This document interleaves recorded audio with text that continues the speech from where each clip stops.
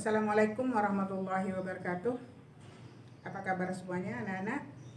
Semoga kita semuanya masih tetap dilindungi oleh Allah Subhanahu wa taala. Baiklah, ketemu lagi di dalam video pembelajaran yaitu Sejarah Indonesia untuk kelas 3 IPA maupun IPS.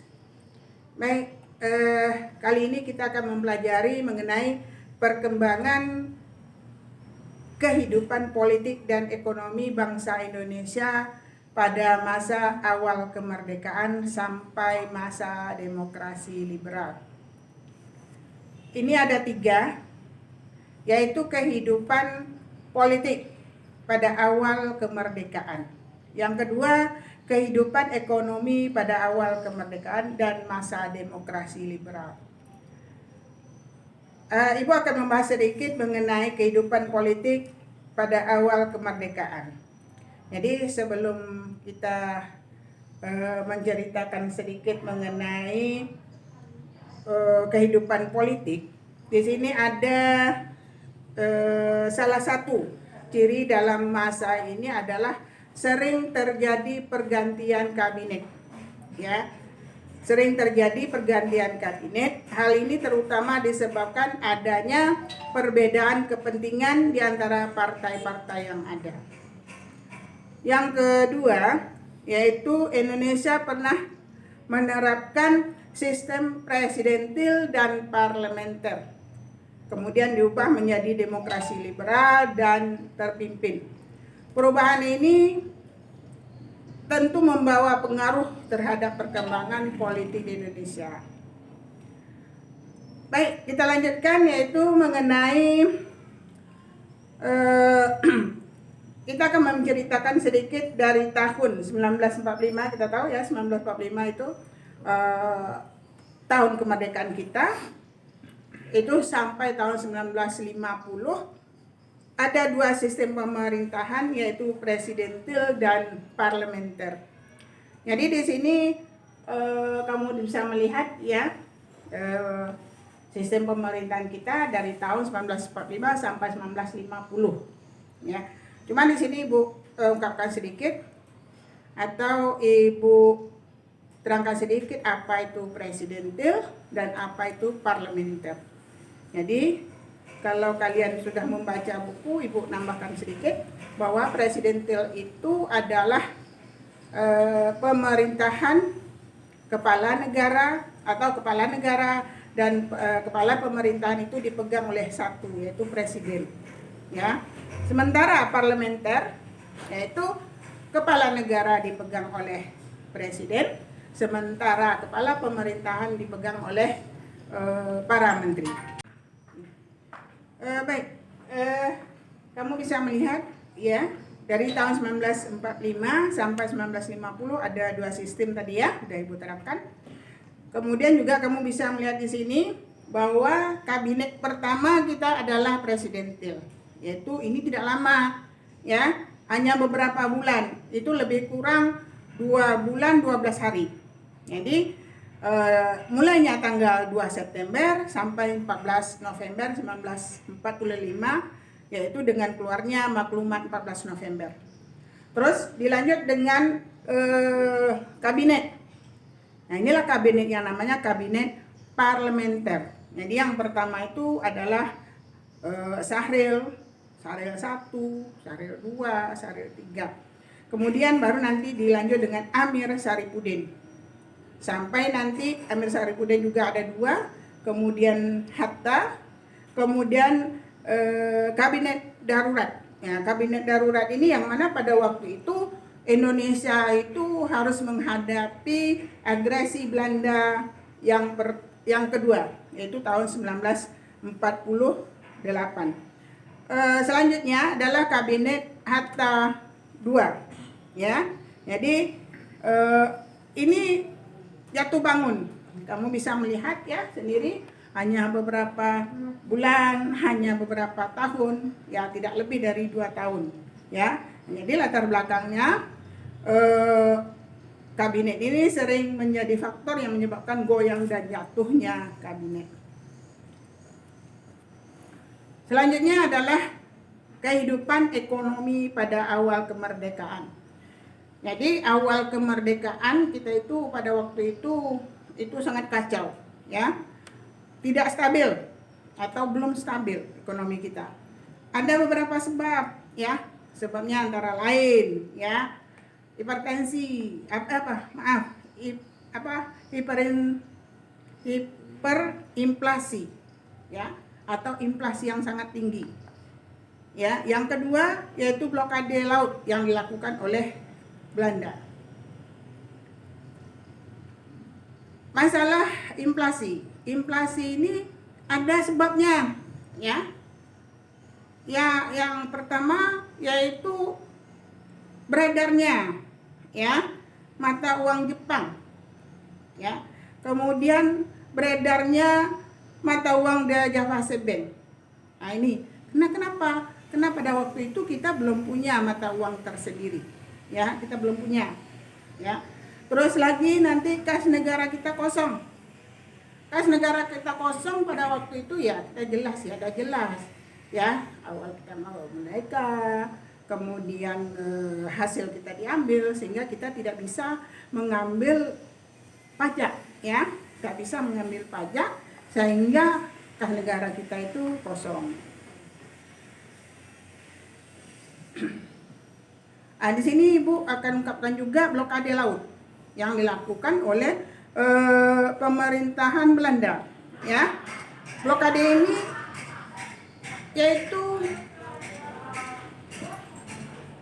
ini ialah yang memblok masuk dan juga keluar, ya.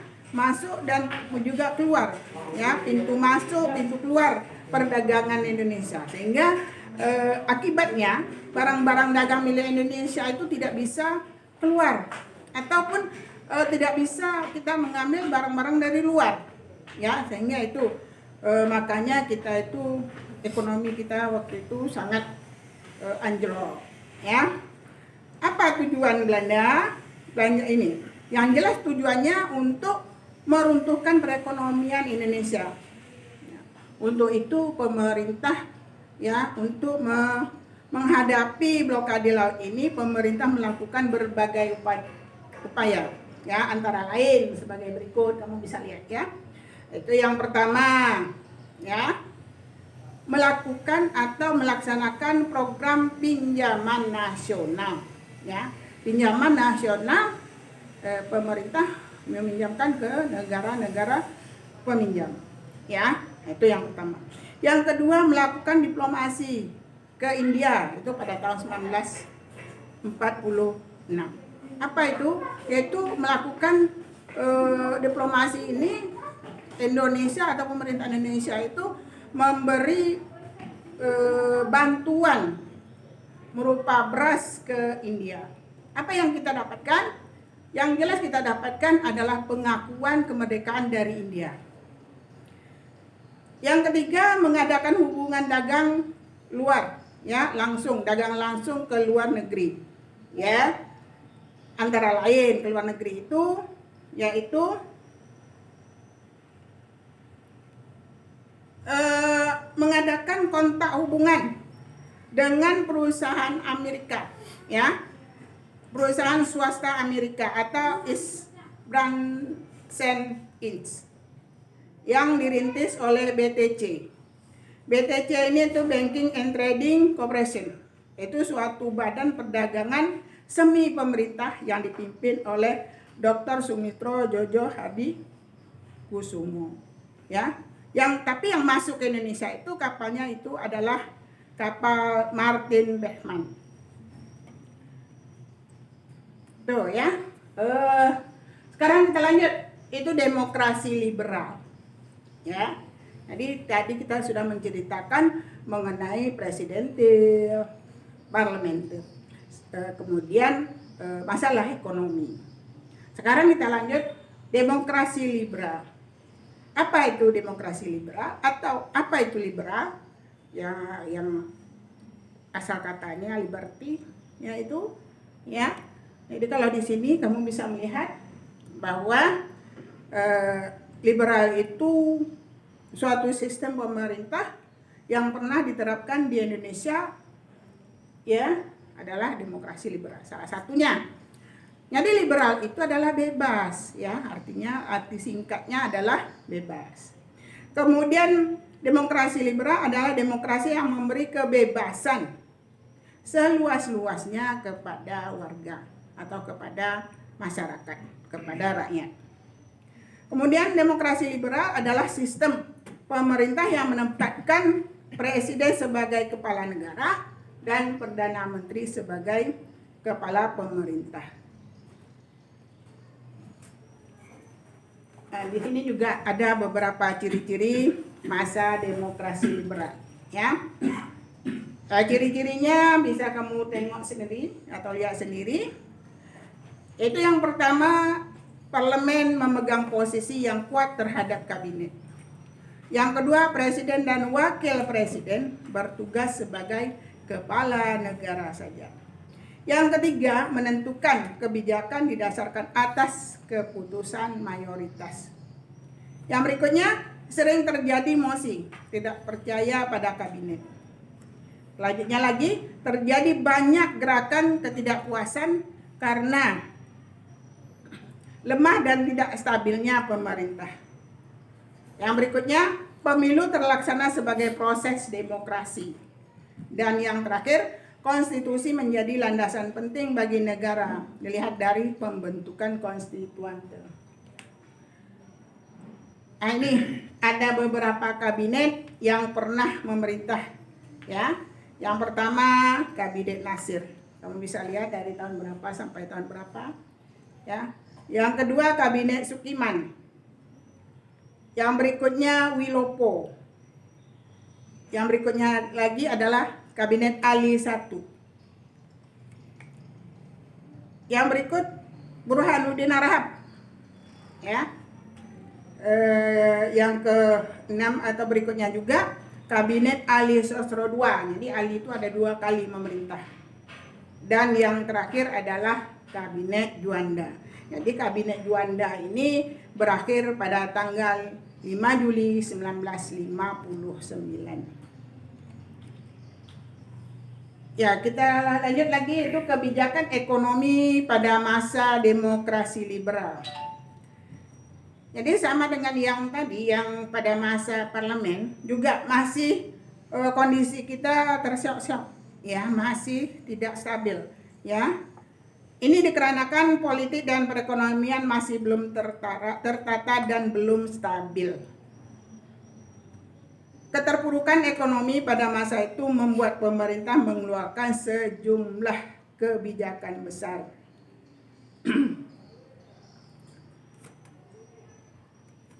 Kebijakan yang dimaksud antara lain, ya, yang kamu bisa lihat, yang pertama Gunting Saphrudin, ya, adalah kebijakan pemotongan nilai uang. Jadi bukan uang yang dipotong, tapi nilainya. Ya, yang berapa? Itu masyarakat tingkat ekonominya menengah ke atas, atau kalau diduitkan kira-kira manusianya yang mempunyai 2,50 rupiah, yaitu yang dipotong menjadi separuh, ya.